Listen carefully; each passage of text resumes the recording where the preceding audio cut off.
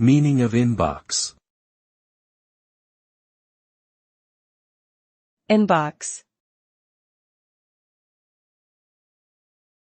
Inbox. Inbox.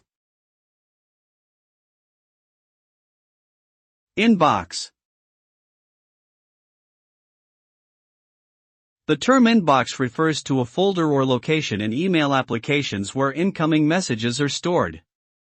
This allows users to keep track of their received messages and organize their communications. The inbox can also be used as a metaphor for any place where messages or tasks accumulate, such as a physical mailbox or even a to-do list. Overall, the inbox plays an important role in digital communication and productivity by providing an easily accessible and centralized location for managing incoming information.